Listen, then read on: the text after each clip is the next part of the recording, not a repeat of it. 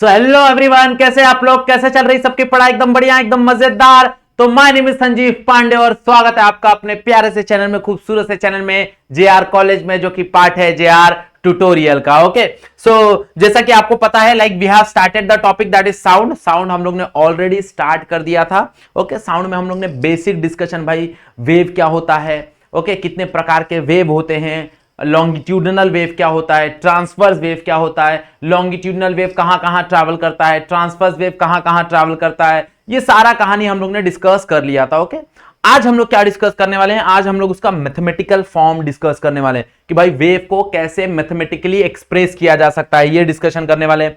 हम लोग transverse wave की स्पीड की बात करने वाले हैं। हम लोग ने एक स्पीड का फॉर्मूला देखा था लास्ट लेक्चर में, अगर तुमको याद होगा, that is v is equals to L lambda, but that is the general formula for any wave. That formula can be applicable for any wave, but हम लोग ने स्पेशली बात करेंगे the speed of transverse wave. भाई transverse wave की speed क्या होगी? The speed of longitudinal wave. Longitudinal wave की स्पीड क्या होगी? उसके अंदर हम लोग दो फॉर्मूला डिस्कस करेंगे, that is your Newton's formula. फिर उसके बाद न्यूटन्स फॉर्मूला गलत हो गया, क्यों गलत हो गया वो डिस्कस करेंगे। उसके बाद लैपलास करेक्शन, भाई लैपलास ने उस चीज को करेक्ट किया, कैसे करेक्ट किया, वो सारा डिस्कशन हम लोग यहां पे करने वाले हैं। ओके, सो बेहतरीन लेक्चर होने वाला है। यहां पे हम लोग दो इंपॉर्टेंट डेरिवेशन देखेंगे, यहां पे और यहां पे दो डेरिवेशन डिस्कस करेंगे। ओके, चलो सो स्टार्ट करते हैं। उठा लो बुक और पेन।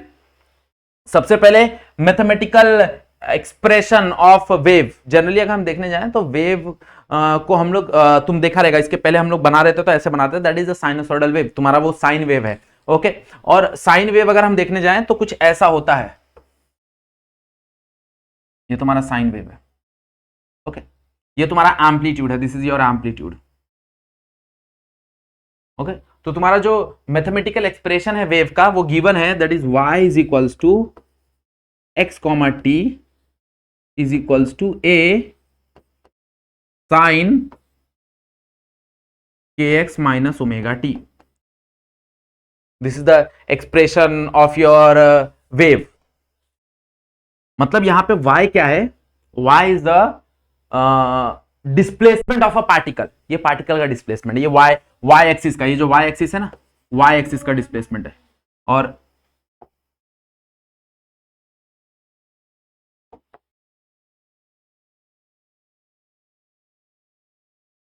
ये तुम्हारा x एक्सिस है। ओके, तो यहां पे अगर हम ध्यान दें, यहां पे अगर हम ध्यान दें तो y is a function of x and t।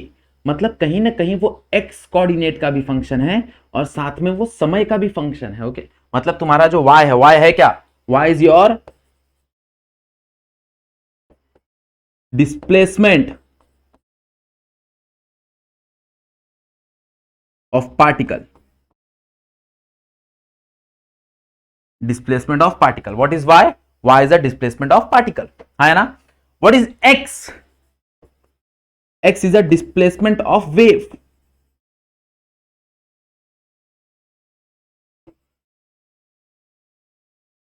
Okay, what is x is nothing but a displacement of wave. मतलब तुम्हारा जो डिस्प्लेसमेंट ऑफ पार्टिकल है, it is a function of displacement of wave as well as time, and which is given by, that is a sine in bracket kx minus omega t, where a तो हमको पता है, a is nothing but amplitude. और amplitude क्या होता है हम लोग ने लास्ट लेक्चर में डिस्कस कर ही लिया बराबर, that is the maximum displacement of the particle. Okay, what is k here?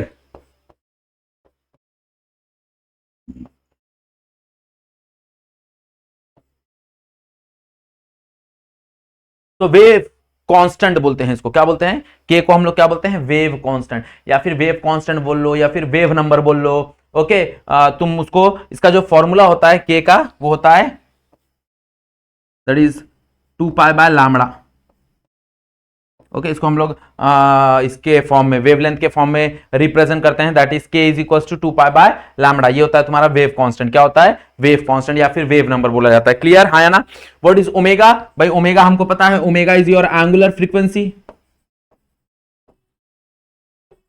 Angular frequency,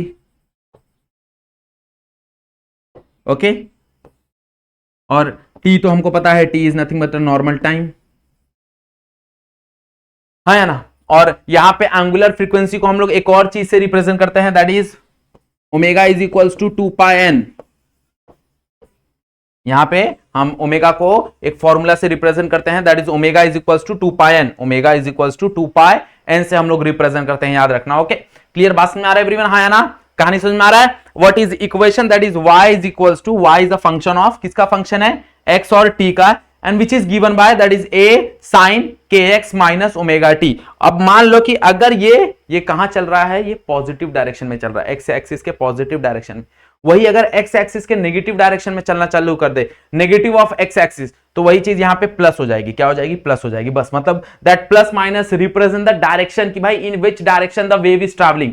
ये जो प्लस माइनस है ये क्या बता रहा है? ये बता रहा है कि किस डायरेक्शन में वो वेव ट्रैवल कर रहा है, वो पॉजिटिव डायरेक्शन में ट्रैवल कर रहा है या फिर नेगेटिव डायरेक्शन में ट्रैवल कर रहा है। क्लियर, बात समझ में आ रही है एवरीवन? हाँ या ना? ओके, चलो next is a speed of a transverse wave. Next is a speed of a transverse wave. तो क्या होता है speed of a transverse wave? देखो ट्रांसवर्स वेव जनरली अगर हम देखने जाए ना तो जनरली वो स्ट्रिंग में होता है। जनरली ट्रांसवर्स वेव जनरली अगर हम देखने जाए तो स्ट्रिंग में देखने मिलता है, या फिर तुमको देखने मिलेगा on the upper surface. Upper surface किसका? Upper surface, upper surface of that your ocean, your lake, yes और नो। तो यहां पे वो दो चीजों पे डिपेंड करता है ट्रांसवर्स वेव। अगेन भाई इसका कोई प्रूफ नहीं है, मतलब प्रूफ है, तुमको नहीं है ऐसा। ओके, हमको हमारे जो बुक है उसमें कोई प्रूफ नहीं है, प्रूफ तो है बकायदा। हमको डायरेक्टली फॉर्मूला दे दिया है कि भाई जो ट्रांसवर्स वेव का जो स्पीड है, the speed of transverse wave, speed of transverse wave, speed of transverse wave, speed of transverse wave is directly proportional to the is directly proportional to the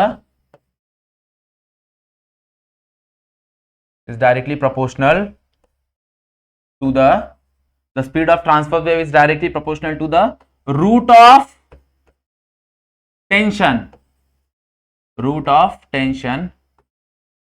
and inversely proportional to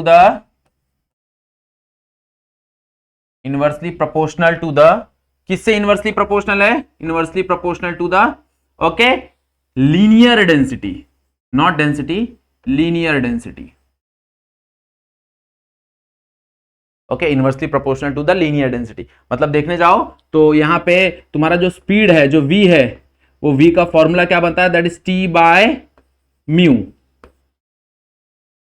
Okay, what is the formula? That is v is equals to under root t by mu, where t is nothing but, ये जो t है, this is nothing but a tension and this mu is nothing but a linear density. And what is linear density? उसके बारे में हम लोग थोड़ा सा डिस्कशन कर लेते हैं कि भाई ये linear density क्या होता है। देखो जो एक्चुअल डेंसिटी होता है, जिसको हम लोग बेसिकली मास डेंसिटी बोलते हैं, that is mass by volume, that is mass by volume. और वहां पे क्या होता है कि भाई जनरली हम लोग 3D चीज के लिए बोल रहे हैं। ओके, वॉल्यूम किसका ही होगा? वॉल्यूम 3D चीज का होगा, या सुनो, जैसे मान लो कि ये कोई रिमोट है तो इसका वॉल्यूम होगा, बराबर, ये 3D चीज है। बट यहां पे अगर हम बात करें स्ट्रिंग की, ओके, टेंशन एक स्ट्रिंग में आ रहा है, तो जब वो स्ट्रिंग में एक टेंशन आ रहा है तो स्ट्रिंग एक 1D है, बराबर भाई, इसके पास सिर्फ लेंथ का डायमेंशन है और कोई डायमेंशन नहीं है, उसके पास वॉल्यूम नहीं है ना, तो वहां पे इसलिए हम लोग उसको लीनियर डेंसिटी बोलते हैं। What is linear density? Linear density is the ratio of mass by length। मतलब कहीं ना कहीं म्यू का जो फॉर्मूला होता है वो होता है मास बाय लेंथ। बाकी तुम्हारा जो नॉर्मल डेंसिटी होता है, वो नॉर्मल डेंसिटी का फॉर्मूला क्या होता है? नॉर्मल डेंसिटी का फॉर्मूला होता है मास बाय वॉल्यूम। बट यहां पे जो फॉर्मूला है वो है तुम्हारा मास बाय लेंथ। मतलब यहां पे जो यूनिट होगा वो भी बदल जाएगा। इसका जो SI यूनिट होगा वो SI यूनिट क्या हो जाएगा? वो SI यूनिट हो जाएगा दैट इज kg पर मीटर। हाँ है ना?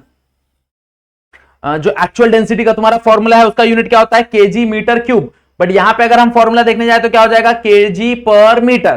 क्लियर बात में आ रहा है? तो this is nothing but a linear density. तो तुम्हारा जो यहां पे v is equals to under root t by mu है, this mu stands for linear density, this mu stands for linear density.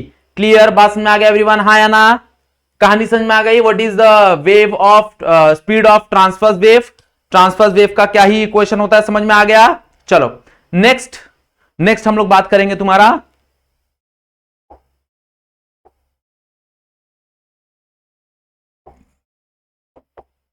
Longitudinal wave का। किसका बात करेंगे?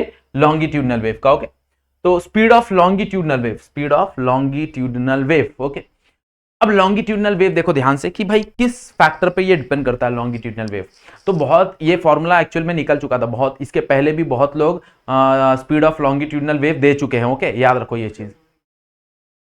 यहां पे कहानी क्या डिस्कस करना है, यहां पे कहानी क्या देखना है, यहां पे अगर हम देखने जाएं तो दो फैक्टर पे वो डिपेंड करता है। सबसे पहला वो डिपेंड करता है भाई इलास्टिसिटी ऑफ मीडियम। मीडियम का इलास्टिसिटी क्या है, मीडियम का नेचर कैसा है, उस पर डिपेंड करता है। सेकंड डिपेंड करता है वो डेंसिटी पे। ओके, क्योंकि मैंने तुमको इसके पहले वाले लेक्चर में बताया था कि भाई जब कभी भी तुम्हारा लॉन्गिट्यूडनल वेव ट्रैवल होगा, तो लॉन्गिट्यूडनल वेव जब ट्रैवल करता है तो वो प्रेशर और डेंसिटी ऑफ अ मीडियम को क्या करता है, चेंज करता है, इफेक्ट करता है। तो यहां पे दो चीज पे भी डिपेंड करता है। तो हम लोग बोल सकते हैं कि speed of longitudinal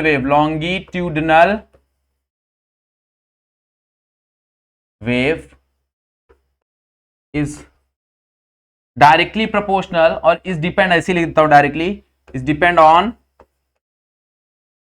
on modulus of elasticity. Modulus of elasticity हम लोग ने डिस्कस किया हुआ है, हाँ या ना? Speed of longitudinal wave is depend on modulus of elasticity and density of medium. Okay, and density of medium, मतलब वो दो चीज पे डिपेंड करता है। तो यहां पे हम लोग बोल सकते हैं v is equals to under root of e by rho. Okay, what is the formula? That is v is equals to under root e by rho, where e क्या है?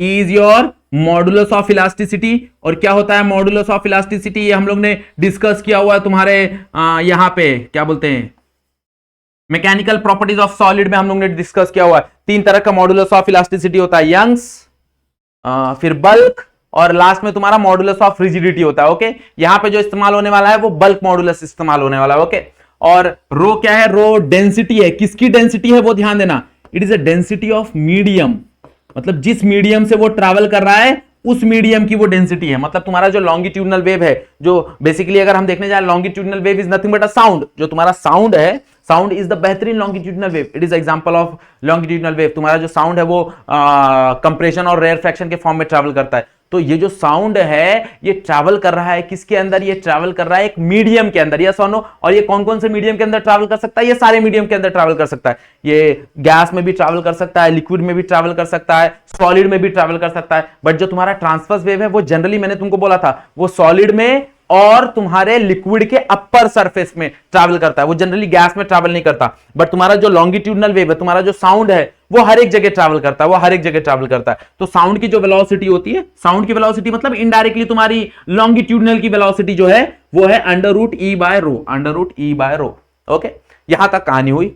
अब इसके बाद की कहानी न्यूटन्स फॉर्मूला। इसके बाद की कहानी क्या है? Newton's formula. मतलब न्यूटन्स ने अपनी कहानी दी, न्यूटन्स ने अपना एक फॉर्मूला दिया। ओके, तो इसके पहले ऑलरेडी बहुत लोगों ने फॉर्मूला दे दिया है। ओके, ऑलरेडी बहुत लोगों ने फॉर्मूला दे दिया है। ओके, तो न्यूटन्स फॉर्मूला क्या कर रहा है? न्यूटन्स फॉर्मूला बस इसी फॉर्मूले को मतलब बताने की कोशिश कर रहा है कि भाई साउंड की ये वेलोसिटी हो सकती है। उन्होंने एक लमसम कैलकुलेशन किया जो कि गलत आया कैलकुलेशन। ओके, कैसे गलत आया, क्यों गलत आया, उसमें डिस्कस करते हैं। तो velocity of sound, साउंड बोले तो लॉन्गिट्यूडनल वेव, बराबर? Velocity of sound that is longitudinal wave by Newton.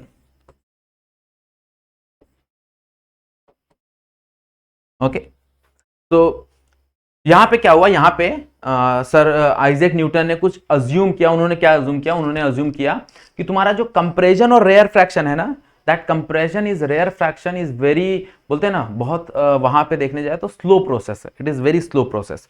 Okay, तो he assume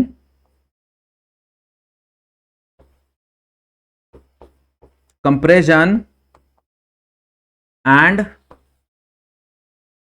rarefaction, he assumed compression and rarefaction are very slow process,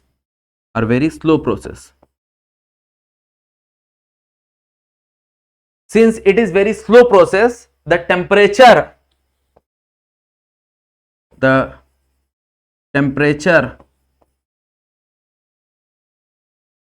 of medium is constant. The temperature of the medium is constant. अब अगर temperature of the medium constant है, तो इसको बोलते हैं isothermal process. Okay, hence it is a isothermal process. ये कहीं ना कहीं तुमने केमिस्ट्री में सुना होगा, यस और नो? भाई जब कभी भी तुम्हारा टेम्परेचर कांस्टेंट होता है तो उस प्रोसेस को हम लोग आइसोथर्मल प्रोसेस बोलते हैं. अगर प्रेशर कांस्टेंट होता है तो उसको आइसोबेरिक प्रोसेस बोलते हैं. अगर वॉल्यूम कांस्टेंट रहता है तो उसको आइसोचोरिक या फिर आइसोकोरिक ये बोलते हैं, क्या बोलते हैं, प्रोसेस बोलते हैं. और अगर हीट ट्रांसफर नहीं होता तो उसको एडियाबेटिक प्रोसेस बोलते हैं. ओके, यस और नो? तो यहाँ पे टेम्परेचर कांस्टेंट है तो उन्होंने इसको आइसोथर्मल प्रोसेस कंसिडर किया. क्या कंसिडर किया? Isothermal process. और ये आइसोथर्मल प्रोसेस में तुम्हारा जो मॉडुलस ऑफ इलास्टिसिटी होता है, this modulus of elasticity is equal to the atmospheric pressure. Okay, and in this condition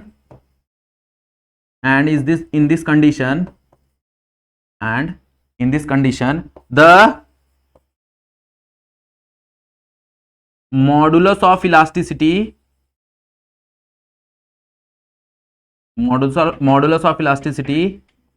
is equal to the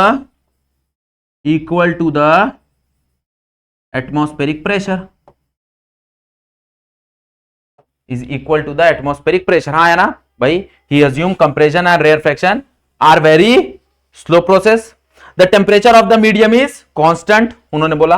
और उस प्रोसेस को क्या बोल दिया? आइसोथर्मल प्रोसेस बोल दिया. और जैसे ही आइसोथर्मल प्रोसेस हुआ भाई, जहां पे तुम्हारा टेम्परेचर कांस्टेंट हुआ तो प्रेशर इज, याद है बॉयस लॉ की कहानी आती थी, pressure is inversely proportional to volume. मतलब यहां पे कहीं ना कहीं तुम्हारा जो मॉडुलस ऑफ इलास्टिसिटी है वो एटमॉस्फेरिक प्रेशर के बराबर हो जाएगा. एटीएम मैंने शॉर्ट में लिखा, एटमॉस्फेरिक प्रेशर. क्लियर बात समझ आ रहा है ना? ओके, अब कहानी थोड़ा ध्यान से समझो. यहां पे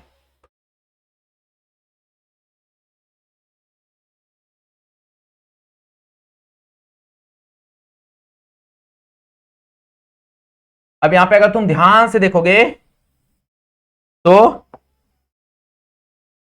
एटमॉस्फेरिक प्रेशर जो होता है उसका फॉर्मूला है हमारे पास. एटमॉस्फेरिक प्रेशर का हमारे पास फॉर्मूला है, and that formula is P is equals to rho g d. Okay, the formula is P is equals to rho g d. Yes और नो? तो मैं बोल सकता हूं कि जो वेलोसिटी है, that velocity become under root P by rho. और P के जगह हम लोग क्या पुट कर सकते हैं? P के जगह हम लोग पुट कर सकते हैं दैट इज, सॉरी यहां पे रो मत पुट करना, रो क्योंकि ऑलरेडी हम लोग ने लिया हुआ है ना, रो ऑलरेडी लिया हुआ है हम लोग ने. तो एक काम करो, यहां पे पुट कर दो GHD. Okay, where G is nothing but a acceleration due to gravity, H is nothing but a height of that mercury level, और D is nothing but a density of a mercury. यहां पे जो रो है that is the density of a medium. Medium हमारा फिलहाल air है. और यहां पे जो D है that is your density, that is a mercury of density. Okay, जो हम लोग ने बैरोमीटर में इस्तेमाल किया है. जो प्रेशर नापने के लिए हमारे पास जो डिवाइस होता है, जो एटमॉस्फेरिक प्रेशर नापता है, उसको हम लोग बोलते हैं मर्कुरी बैरोमीटर. तो उसके अंदर हम लोग ने जो लिक्विड यूज किया है वो हम लोग ने मर्कुरी यूज किया है. तो यहां पे जो डी आता है वो तुम्हारा डेंसिटी है किसका? मर्कुरी का. और ये जो रो है ये तुम्हारा है डेंसिटी ऑफ मीडियम. तो यहां पे देखो V is equals to under root P की जगह क्या हो जाएगा? GHD by rho. वेयर हर एक का वैल्यू मैं लिख देता हूं चाहिए तो. वेयर G क्या होता है भाई? G होता है तुम्हारा एक्सेलरेशन ड्यू टू ग्रेविटी, हाँ या ना? और इसका वैल्यू अगर तुम देखने जाओ तो जनरली इसका वैल्यू होता है 9.8 मीटर पर सेकंड स्क्वायर, हाँ या ना? H क्या होता है भाई? H होता है हाइट ऑफ मर्कुरी.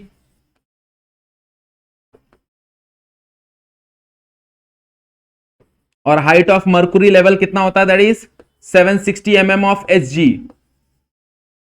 अगर तुमको पता होगा तो तुम्हारा जो एटमॉस्फेरिक प्रेशर है वो एटमॉस्फेरिक प्रेशर है that is 760 mm of Sg। मतलब तुम्हारा जो मर्कुरी है वो 760 mm हाइट तक ऊपर जाएगा। जैसे तुम लोग ब्लड प्रेशर की जो मशीन होती है उसमें तुम लोग देखा रहेगा 110 mm of G Hg, yes और नो। तुम लोग बोलते हो ना भाई ब्लड प्रेशर जो है वो कितना है, 110 है, 130 है, 80 है, 90 है, तो that is mm of Sg। तो तुम्हारा जो एटमॉस्फेरिक प्रेशर होता है वो 760 mm ऑफ Sg होता है। Okay, next D is nothing but a density of mercury, density of Mercury, और डेंसिटी ऑफ मर्कुरी लगभग बराबर होता है 13,600, मेरे ख्याल से 13,600 13,700 कुछ ऐसी होता है। एग्जैक्ट वैल्यू तो मेरे को याद नहीं है, मैं चेक कर लेता हूं एक बार। एग्जैक्ट वैल्यू मेरे को एकदम याद नहीं है, कुछ ऐसी था 13,600, yes 13,600 KG per metre cube. Okay, और रो क्या है, rho is the density of air, और ये लगभग 1.29 होता है KG per metre cube. Okay, अब ये सारा वैल्यू अपने को नोन है भाई, ये सारा का सारा वैल्यू अपने को नोन है। अब सारा वैल्यू पुट करेंगे, यहां पे सब्स्टिट्यूट करेंगे, कैलकुलेट करेंगे, तो अपने को एक फॉर्मूला, एक वैल्यू आएगा that is 279.9 metre per second. This is the speed of sound, this is the speed of sound, that is 279.9 metre per second, yes और नो। ये कैलकुलेट किया किसने, ये कैलकुलेट किया न्यूटन ने। किसने कैलकुलेट किया, न्यूटन ने कैलकुलेट किया। बट ये गलत हुआ भाई, ये गलत हो गया क्योंकि ऑलरेडी इसके पहले बहुत सारे लोगों ने स्पीड, साउंड का स्पीड कैलकुलेट कर दिया था। साउंड का स्पीड लगभग जो लोगों ने कैलकुलेट किया था वो 200, 330, 340, 335 यहां तक आ रहा था। Okay, 332, the exact value is 332। But ये उसके आसपास भी नहीं थे, ये उसके आसपास भी नहीं थे। 280 है लगभग, ये कहां 280 कहां 332, तो इनके बीच में लगभग 17-18% का एरर था। अब ये 17% 18% का एरर था, इसलिए ये एक्सेप्ट नहीं हुआ, मतलब इनका फॉर्मूला एक्सेप्ट नहीं हुआ। ओके, और इसी चीज को किसने सुधारा, इसी चीज को लाप्लास ने सुधारा। ओके, मतलब यही चीज को बेस बनाया उन्होंने, और यही बेस, यही आधार बना के लाप्लास ने प्रूफ किया, लाप्लास ने करेक्ट किया कि क्या गलत हुआ, यहां पे क्या गलती न्यूटन ने की कि जिसकी वजह से उनको गलत वेलोसिटी यहां पे मिली। क्लियर बात समझ आ रहा है। ओके, चलो, सो इसलिए लाप्लास ने अपना करेक्शन दिया, that's why it is called as Laplace correction, that's why it is called as Laplace correction. Clear बात समझ आ गई, तो लाप्लास करेक्शन देखते हैं।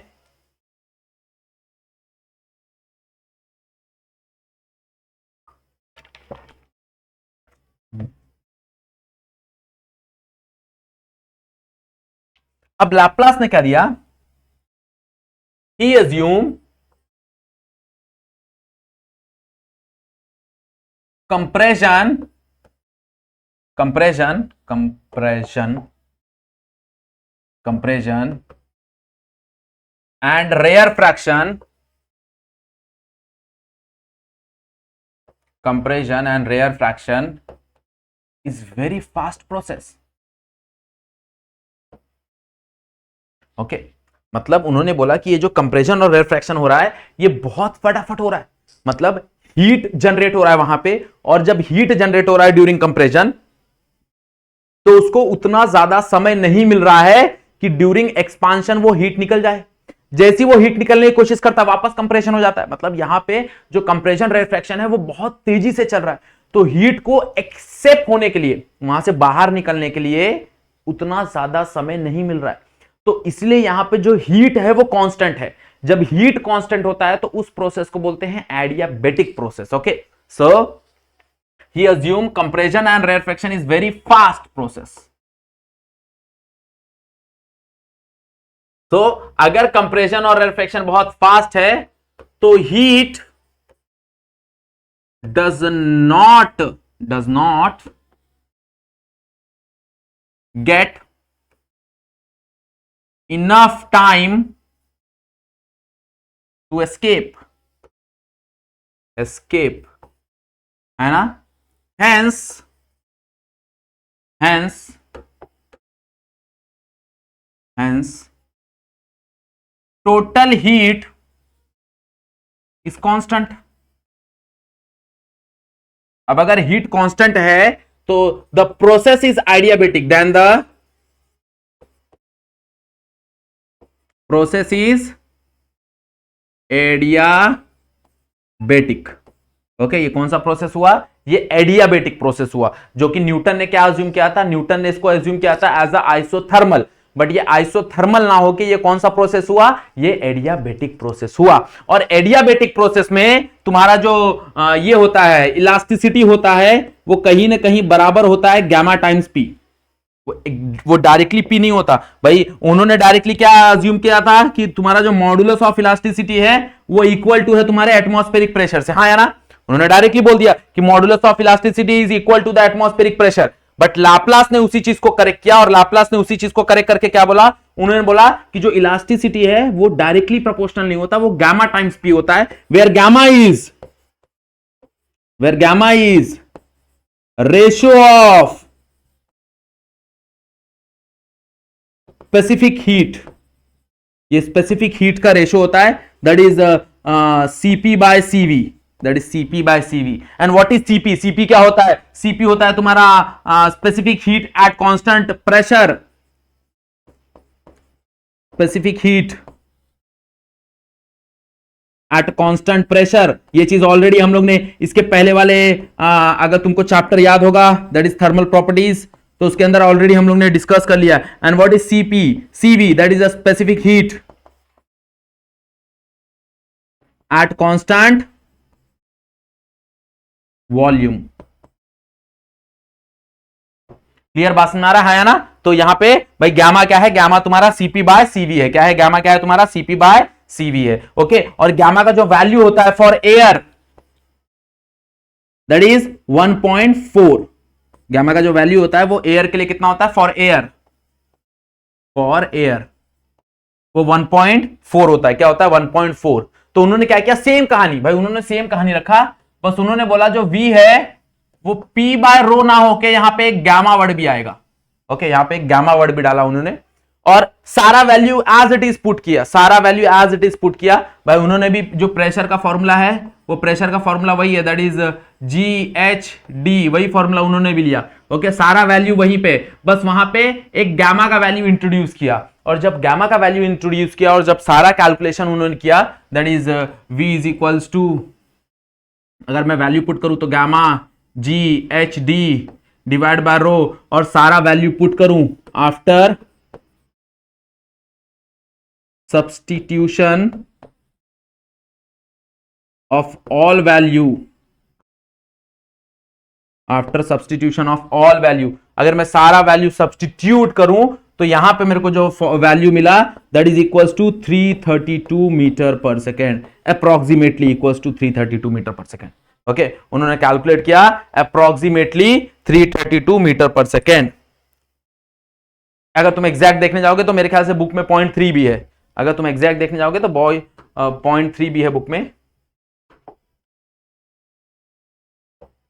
Okay, and this is the closest value to the other value. Okay, जो बाकी लोग ने जो वैल्यू कैलकुलेट किया था उसके बहुत क्लोज वैल्यू था, तो ये फॉर्मूला एक्सेप्टेबल हुआ। मतलब ये जो फॉर्मूला है, that is V is equals to gamma P by rho, ये एक्सेप्टेबल हुआ, ये फॉर्मूला भाई माना गया। और ये लाप्लास ने इसी चीज को करेक्ट किया था, इसलिए इसको लाप्लास करेक्शन बोलते हैं, इसलिए इसको क्या बोलते हैं? लाप्लास करेक्शन बोलते हैं।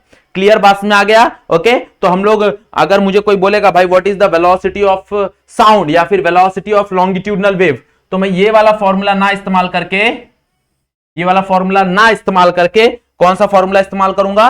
ये वाला फॉर्मूला इस्तेमाल करूंगा, that is V is equals to gamma P by rho. Okay, clear बात में आ गया एवरीवन? है ना? ओके, समझ में आया भाई what is the mathematical wave expression? भाई तुम्हारा जो भी एक्सप्रेशन है वेव का वो क्या है? What is the velocity of transverse, what is the velocity of longitudinal wave. Okay, और लॉन्गिट्यूडनल वेव की अगर हम लोग बात कर रहे हैं तो इनडायरेक्टली हम लोग साउंड की बात कर रहे हैं, याद रखना। Okay, clear everyone? हाँ या ना? चलो, आज का लेक्चर हम लोग क्या करते हैं, यहीं पे एंड करते हैं। ओके, बाकी जो भी रिमेनिंग टॉपिक है वो भी हम लोग नेक्स्ट लेक्चर में डिस्कस करेंगे। ओके, अगर वीडियो पसंद आया तो क्या करना है, वीडियो यहां तक देखा है और वीडियो अगर तुमको पसंद आ रहा है तो भाई लाइक करो। चैनल पे अगर फर्स्ट टाइम आए हो, अगर देखोगे तो प्लेलिस्ट में सारा का सारा कंटेंट अवेलेबल है, सारे के सारे चैप्टर्स अवेलेबल हैं। तो भाई तुम क्या करो, चैनल को सब्सक्राइब कर लो और बेल आइकन दबा दो कि जैसी नया वीडियो अपलोड हो तुम तक वो वीडियो पहुंच जाए। Clear everyone? चलो आज का लेक्चर यहीं पे एंड करते हैं। आज के लिए बस इतना ही। That's it for today. Thank you so much everyone.